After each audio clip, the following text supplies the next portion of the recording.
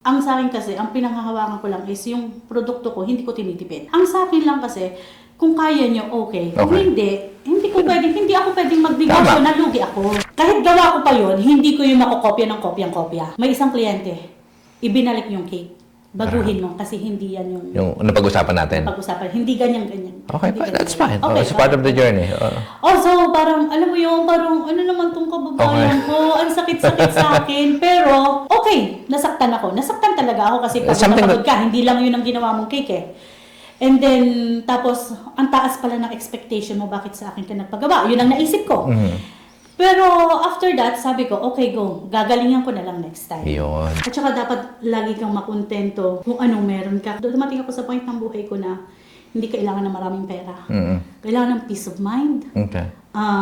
Okay yung relationship ko sa aking asawa, sa aking mga anak. That's good. Yun lang. Kung kaya kong tumulong sa iba, bakit hindi? Sa mga immediate family at hindi naman ako nagkulang siguro doon. Galing. Dahil naniniwala ako na pag nagbigay ka, doble ang babalik sa'yo. Hindi mawawala ang pagsubok. Basta huwag lang tayo mag-focus sa mga negative na bagay. Parang lahat ng problema may solusyon. Kung ngayon napakahirap, bukas siguro iba naman. Bukas pagising mo iba na yan, itulog mo lang.